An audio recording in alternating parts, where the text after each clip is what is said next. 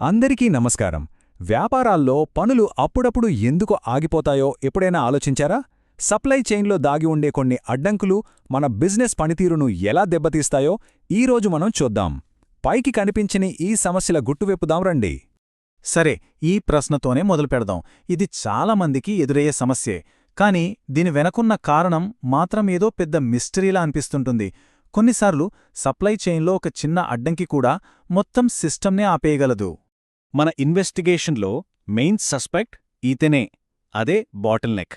అంటే ఒక బాటిల్ నుంచి నీళ్లు ఎంత వేగంగా బయటకొస్తాయో దాని మెడ సైజ్ నిర్ణయిస్తుంది కదా. అలాగే ఒక ప్రాసెస్లో అత్యంత నెమ్మదైన దశ మొత్తం సిస్టమ్ వేగాన్ని కంట్రోల్ చేస్తుందన్నమాట. సరే, మన పరిశోధనలో మొదటి దశలోకి అడుగుపెట్టాం. ఇక్కడ ఈ అడ్డంకుల వల్ల అసలు నష్టం ఎంత జరుగుతుందో ఒక అంచనా వేద్దాం. చూడండి, ఈ నష్టం కేవలం డబ్బుకు సంబంధించింది మాత్రమే కాదు.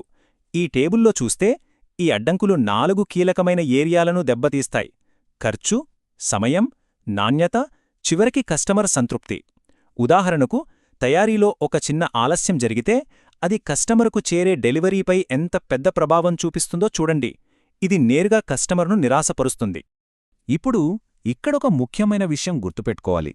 ఏంటంటే, అన్ని అడ్డంకులు ఒకేలా ఉండవు. ఈ చార్ట్ చూడండి. కొన్ని సమస్యలు అంటే దాదాపు 60% చాలా ఎక్కువ నష్టాన్ని కలిగిస్తాయి. కాబట్టి మన ఫోకస్ అంతా ముందుగా ఈ అత్యంత ప్రభావవంతమైన సమస్యలపైనే ఉండాలి. అదే స్మార్ట్ మూవ్. సరే, ఇప్పుడు నెక్స్ట్ స్టేజ్కి వెళ్దాం. అసలు సమస్య ఎక్కడ మొదలవుతుందో తెలుసుకోవాలంటే, అనుమానితుల్ని గుర్తించాలంటే మొత్తం సిస్టమ్ని ఒక మ్యాప్లా గీసుకోవాలి. ఒక టిపికల్ సప్లై చైన్ని తీసుకుంటే సాధారణంగా ఈ ముఖ్యమైన దశలు ఉంటాయి. సేకరణ దగ్గర్నుంచి పంపిణీ వరకు. ఈ ప్రాసెస్లో ఏ స్టేజ్లో అయినా ప్రాబ్లం రావచ్చు. ఇదే మన ఇన్వెస్టిగేషన్ ఏరియానమాట. కాబట్టి మన పరిశోధన చాలా క్షుణ్ణంగా ఉండాలి. ఊహల మీద ఆధారపడకూడదు. సమస్య ఎక్కడైనా దాక్కోవచ్చు, కాని డేటా ఎప్పుడూ అబద్ధం చెప్పదు. ఆ డేటాలోని ఆధారాలనే మనం ఫాలో అవ్వాలి. ఓకే, పైకి కనిపించే లక్షణాల్ని పక్కన పెట్టి అసలు సమస్య మూలాల్లోకి వెళ్లడానికి ఇప్పుడొక పవర్ఫుల్ టెక్నిక్ గురించి తెలుసుకుందాం. అదే 5 వైజ్ మెథడ్. పైపైన కనిపించే సమస్యల కంటే లోతుగా తవ్వి అసలు కారణాన్ని ఎలా బయటకు తీయాలో చెప్పేదే ఈ 5 వైజ్ పద్ధతి. ఇది సమస్య పొరలను ఎలా తొలగిస్తుందో చూద్దాం. ఈ పద్ధతి చాలా సింపుల్. ఉల్లిపాయ పొరలు తీసినట్టు ఎందుకు అని 5 సార్లు అడగడమే. ప్రతి ప్రశ్నతో మనం సమస్య మూలానికి మరింత దగ్గరవుతాం. మన విచారణ ఇక్కడ్నుంచే మొదలవుతుంది. పైకి కనిపిస్తున్న సమస్య ఏంటి? డెలివరీలు ఆలస్యమవుతున్నాయి. ఇది మనం మొదటి ఎందుకు. సరే, ఇప్పుడు రెండో ఎందుకు. దీంతో మనం డెలివరీ సమస్య నుంచి ఒక అడుగు లోపలికి, అంటే ఉత్పత్తి సమస్య దగ్గరికి వెళ్ళాం. ప్రాబ్లం పంపిణీలో కాదు, తయారీలోనే ఉందని ఇప్పుడు అర్థమవుతోంది. విచారణ కొనసాగిద్దాం. ఉత్పత్తి ఎందుకు ఆలస్యమవుతోంది? ఎందుకంటే ఒక కీలకమైన మెషిన్ ఫెయిల్ అవుతోంది. ఇప్పుడు సమస్య ఇంకాస్త స్పష్టంగా కనిపిస్తోంది. ఇక్కడ మనం మరో పొరని తీసేశాం. ఆ మెషిన్ ఫెయిల్ అవ్వడానికి కారణం సరైన టైంకి మెయింటెనెన్స్ జరగపోవటం. అంటే ఇది టెక్నికల్ సమస్య కాదు, ఒక ప్రాసెస్ లోపం. And here it is. చివరి ఎందుకుతో అసలు కారణం బయటపడింది. చూసారా?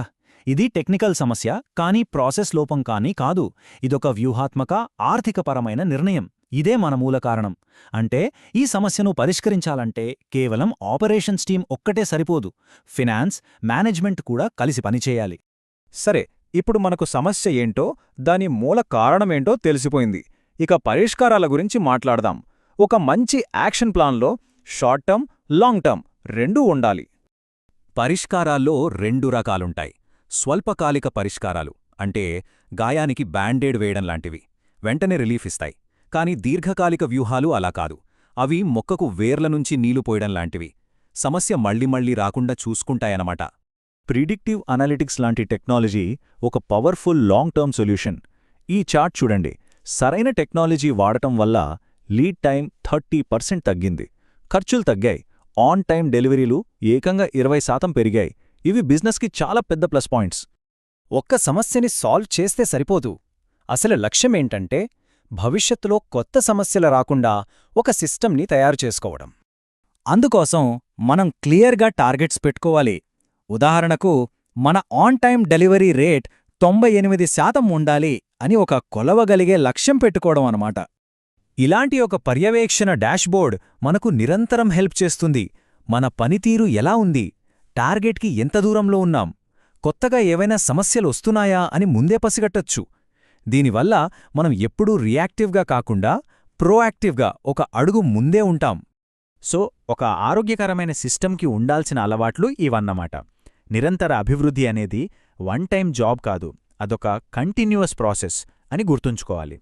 సరే, ఈ విశ్లేషణను ఈ ఒక్క కీలకమైన ప్రశ్నతో ముగిద్దాం. మీ సప్లై చైన్లో బిజినెస్పై అత్యధిక ప్రభావాన్ని చూపే అడ్డంకులు ఏవి?